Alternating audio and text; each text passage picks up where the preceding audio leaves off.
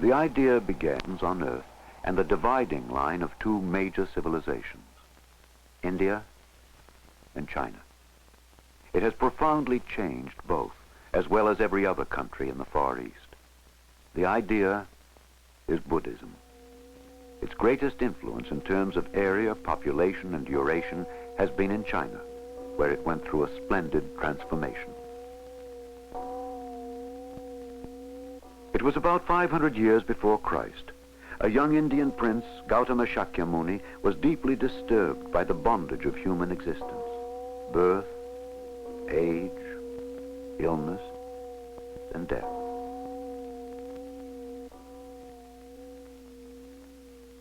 Despite the glory and pleasures of royalty, he answered an inner call to sever worldly attachments and undergo extreme trials until he became Buddha, the enlightened one. Buddha saw life as a stream of countless individuals going through endless rebirth, every life the result of former lives, and every fate the effect of former good or evil deeds. Within the cycle of rebirth, suffering is inevitable.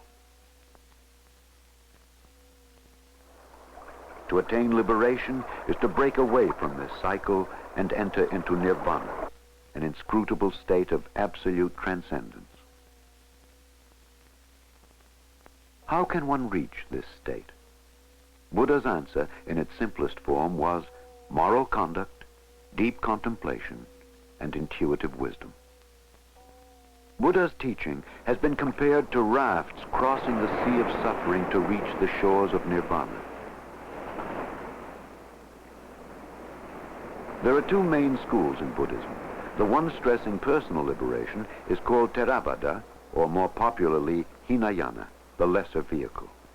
And the one stressing universal liberation is called Mahayana, the greater vehicle. During the 3rd century BC, with the expanding power of the Indian king Ashoka, Buddhism burst out of the Ganges Valley and spread in all directions. In the northwest, it took root in Gandhara and Kashmir. From there, by the beginning of the Christian era, it was moving through Central Asian international highways to China. The Chinese dynasty then was Han, a power in the east that matched Rome in the west.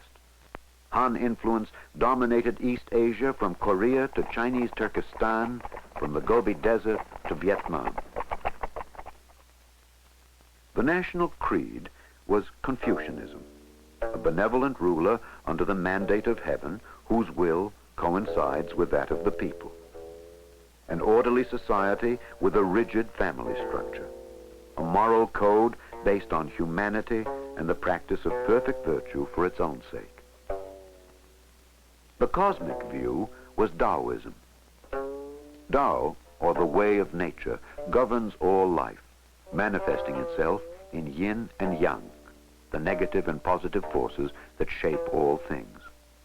A philosophy of passivity, with avoidance of worldly strife and of a return to purity for the attainment of eternal life. Into this self-contained and smug world came trickles of a foreign idea.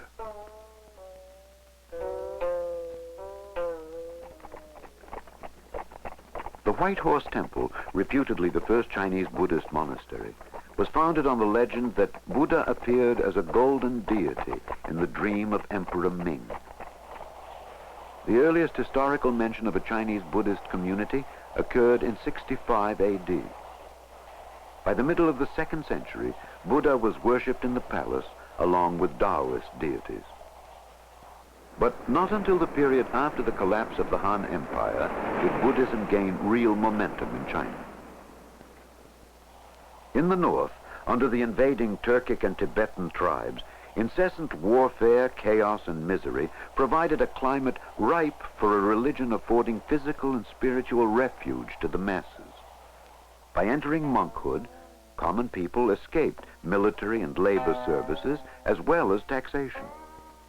Non-Chinese rulers, unshackled by Confucian and Taoist traditions, embraced this non-Chinese faith to ensure their victory and prosperity. They listened to advice from monks who exercised a restraining influence over wanton killing through the preaching of compassion, thus endearing themselves to the downtrodden Chinese. In the south, where the Chinese court found haven, uncertainty and frustration favored the growth of metaphysical speculation. Neo-Taoists considered inactivity as virtue and non-being as the origin of all things. The sage must identify himself with non-being, which is oblivious of self and others, life and death, right and wrong.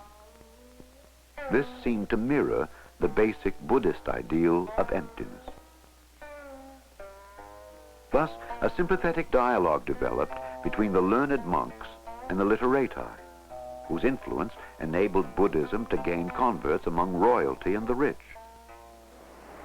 In the chaos of 4th century China, the philosophical foundation of Chinese Buddhism was laid by a few eminent monks such as Dao An, who merged two main currents of Buddhist thought, the practice of meditation and the doctrine of emptiness. His disciple, Hui Yuan, likened the indestructibility of the spirit to the endless transmission of fire from wood to wood, and argued at court that monks be exempt from bowing to the emperor. Another eminent monk, Dao Sheng, propagated the fundamental Mahayana tenet that all sentient beings possess the Buddha nature and are capable of becoming Buddha. He pioneered in the belief of sudden and complete enlightenment after a long process of religious training. And Buddhism began to change the Chinese landscape. The strategic point for transmitting Buddhism into China was Dunhuang, where the northern and southern overland routes met. As early as the middle of the 4th century, cave temples were carved out of the hills to serve traveling monks and native believers. Eventually, this became a center of devotion for the next 1,000 years, and a depository of Buddhist art to this day. Through Dunhuang, two great events occurred at the turn of the century. In 399, Fa Xian, the first Chinese monk to complete his pilgrimage to India, started his journey. In 401, from Kucha, the high monk Kumarajiva traveled to the capital Chang'an to begin his monumental project of rendering into Chinese some of the most important Mahayana scriptures. The Chinese traveler survived untold hardships to reach sacred sites along the Ganges and study holy teachings at the source. Later, he sailed to Ceylon for a short stay. Then, after 200 days at sea, he returned home in 414. By that time, the north had been unified by a Turkic tribe whose emperors identified themselves with Buddhas. The founder of this northern Wei dynasty encouraged the erection of images and temples and invited a monk to be imperial advisor. However, a Chinese Taoist and a Confucian minister convinced the third northern Wei emperor that Buddhism was a fictitious foreign religion. Thus, the first of three great persecutions of Buddhism in Chinese history began. In 446, a drastic edict was issued to destroy all stupas, paintings, and sutras, and to execute all monks. Restoration came swiftly after the ruler died 8 years later. The succeeding emperor considered himself the reincarnation of Buddha and appointed Tan Yao the chief of monks in 460. As a symbol of the permanence of Buddhism, he created the cave temples of Yunkang. In the first group of caves appeared 5 gigantic Buddha figures representing the past emperors.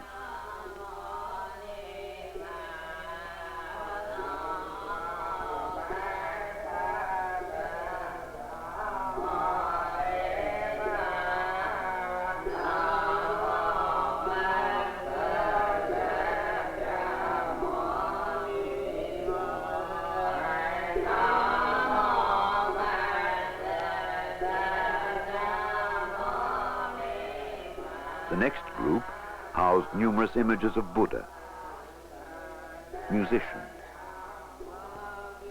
and donors,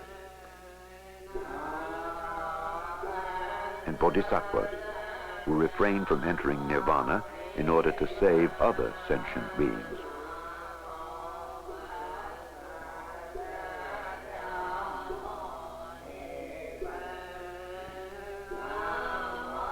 Admiration for Chinese culture motivated the 6th Northern Wei Emperor to move his capital to Luoyang.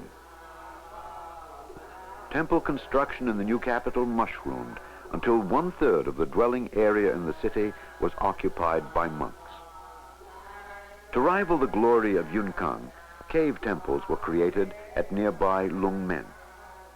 In a cave sponsored by the imperial family, we can still see the magnificence of the processions of emperors and empresses paying respect to the Buddha. Meanwhile, the south produced its Buddhist monarch, Emperor Wu of the Liang dynasty, whose hair was shaved to symbolize devotion. He constructed numerous temples, gave up wine and meat, and prohibited the use of living things in medicine and sacrifice. He convened assemblies to elucidate sutras, with audiences as great as 50,000, including envoys from Persia, Khotan, and Korea. Back in the north, another Emperor Wu, but of the northern Zhou dynasty, had a different vision. Aiming to restore the glory of ancient China, he favored Confucianism and charged Buddhism with fostering disloyalty toward the country and breaking down filial piety at home. The waste of wealth in temple construction and the harboring of undesirable elements in the monastic community were added reasons for the second great persecution of 574. Before Emperor Wu died 4 years later, tens of thousands of temples were appropriated by the imperial family and the aristocracy, and probably more than 1 million monks and nuns were defrocked. The storm was brief. The founding by Emperor Wan of the new Sui dynasty in 581 ushered in the golden era of Chinese Buddhism. Calling himself Emperor, disciple of the Buddha, he used this religion as a binding influence in the reunification of North and South. His fame attracted envoys from Japan and Korea to seek Buddhist teachings.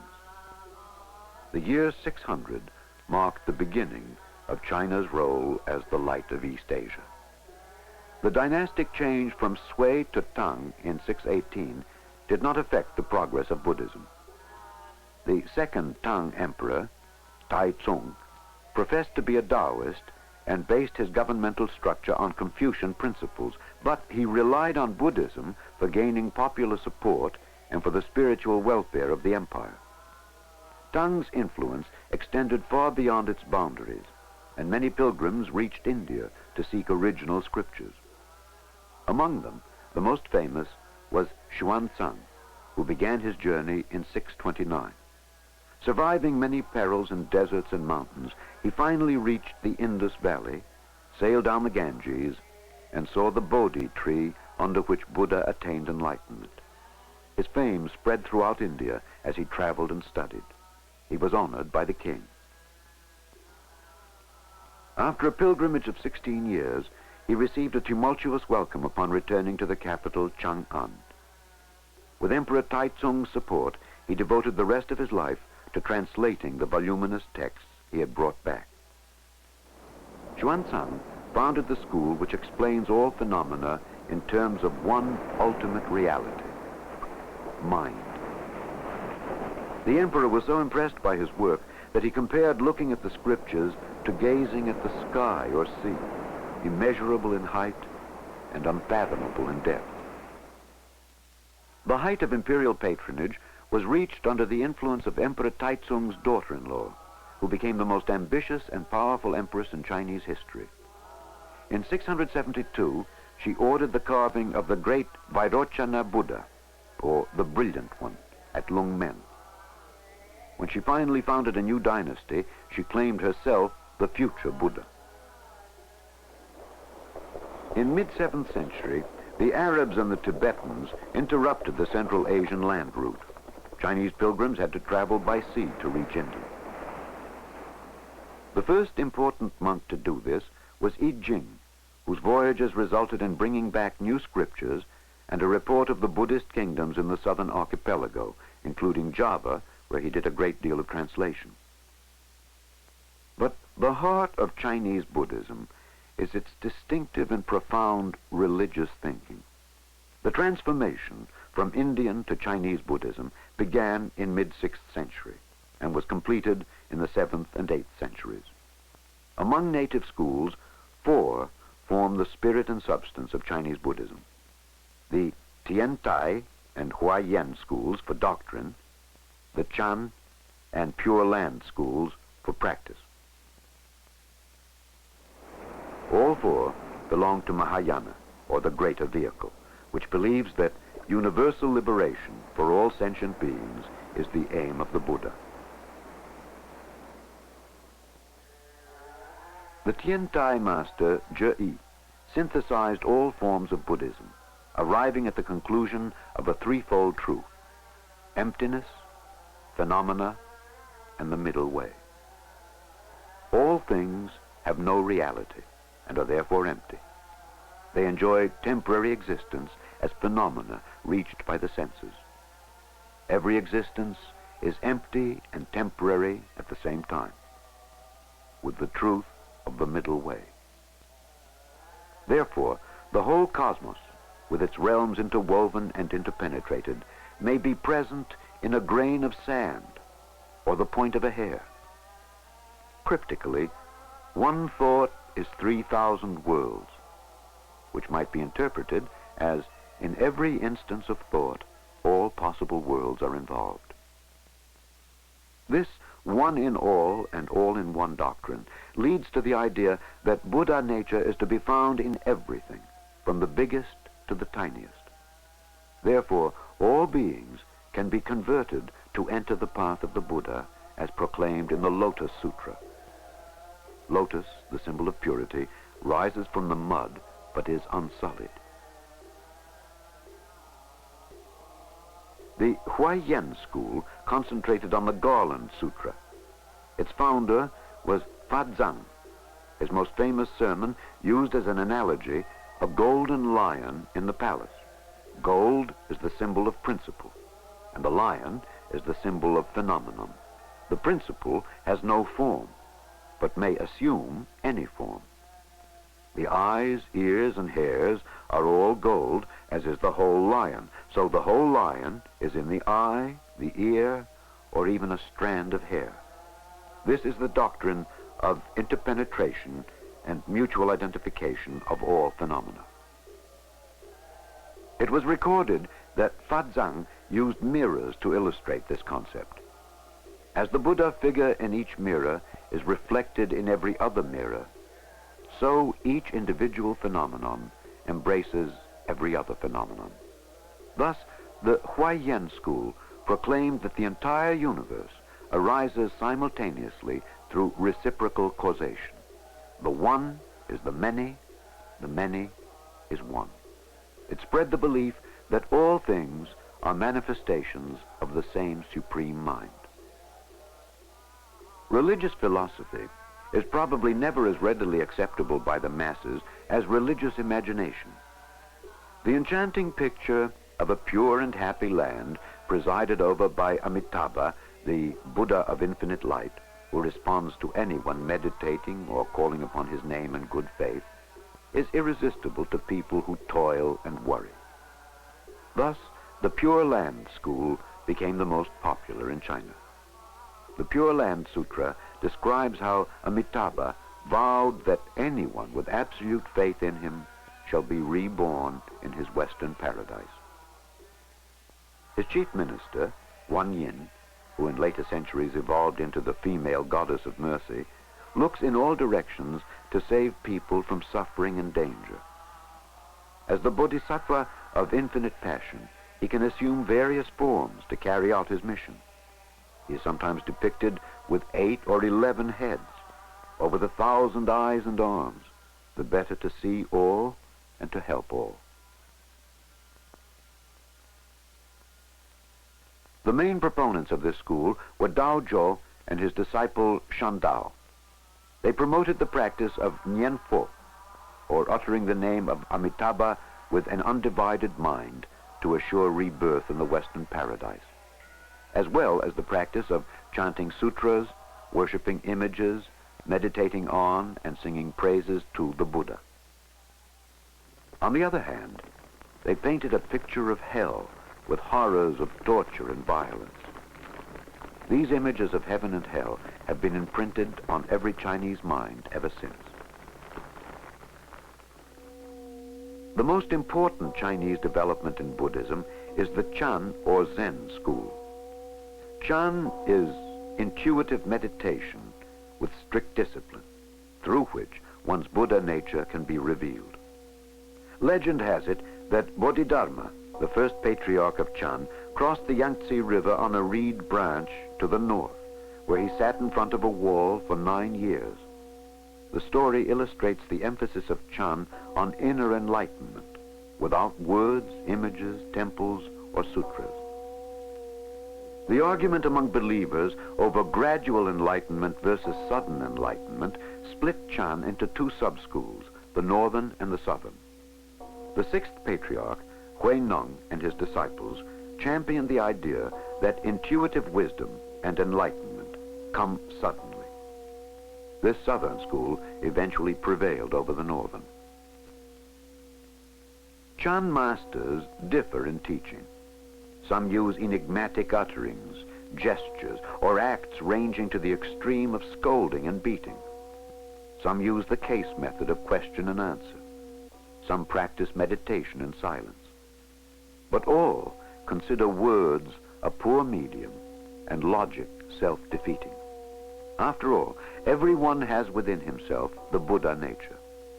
One only has to awaken it, to attain a sudden flash of insight for the unity of all existence in a great tranquility, the true emptiness. While intellectual followers of Chan lived in simplicity, the popular Buddhist church catered to imperial favor and attracted the multitude by staging celebrations and memorial services, and by offering vegetable feasts, storytelling lectures, and colorful festivals. Such activities exerted a tremendous influence on Chinese folk art and literature. By the 9th century, the wealth and power of the church had nurtured corruption within and incurred hatred and jealousy without. The form prospered, the substance decayed. The government, weakened by rebellions and misrule since 755, looked hungrily at the loss of revenue resulting from the tax-exempt status of the church. This brought about the 3rd great persecution of 845, which spared only a few temples. In all, 4,600 monasteries, 40,000 temples and shrines were demolished. 260,000 monks and nuns were defrocked, and 150,000 slaves taken over. Hundreds of millions of acres of temple land were confiscated, and an untold number of gold, silver, bronze, and iron images melted. Although the next year the emperor died and revival began with the new ruler, this persecution nevertheless marked the end of the golden period of Chinese Buddhism. Tang ended in 906. In the next half-century, 5 dynasties and 10 kingdoms once more engaged in chaotic struggles. Declining Buddhism served only to shore up the dreams of the temporary rulers and to give solace to insecure people. The brutality of life sharpened their yearning for rebirth in the Pure Land. The popularity of Guanyin amounted to a universal begging for mercy. The desire for multiple copies of sutras, spells, and images must have spurred the invention of block printing sometime during the 7th to 8th century. The oldest extant printed book, dated 868, was of excerpts from the Diamond Sutra, distributed freely by the donor as a memorial to his parents.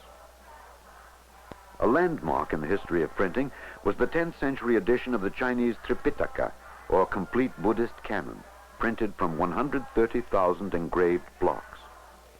It was ordered by the founder of the Sung dynasty, who reunified China in an uneasy peace with northern non-Chinese powers. This set is a later edition that retains the same scope and form.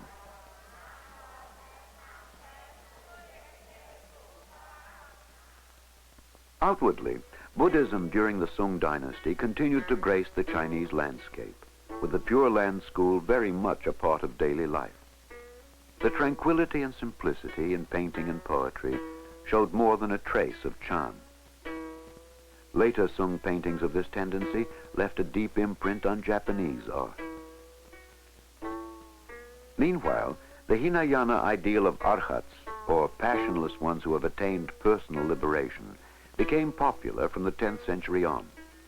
Called Lohan in Chinese, they proliferated from 16 to 18 to 500 and acquired attributes of Taoist immortals, such as the magic power to subdue dragons and tigers. When the Mongols rose in the 13th century to conquer all of China, they embraced Tibetan Lamaism, which took over the court of Kublai Khan. Lamaism is derived from Tantric Buddhism. Its practice consists of prayers, recitations, special techniques, and various forms of meditation, including even a yoga practice of sexual union, which is none other than the union of compassion and wisdom, as symbolized by the Yab-Yum, or father-mother image. However, the highest teaching of Lamaism is bound in a doctrine called Mahamudra, the great symbol, which is very similar to the principle of Chan Buddhism. With the return to Chinese rule in the Ming dynasty, an eminent Lama, Tsongkhapa, established a new school in Tibet, commonly known as the Yellow Sect, so called because of the saffron attire of its monks. From Tibet, the sect finally spread to the Ordos and Manchuria.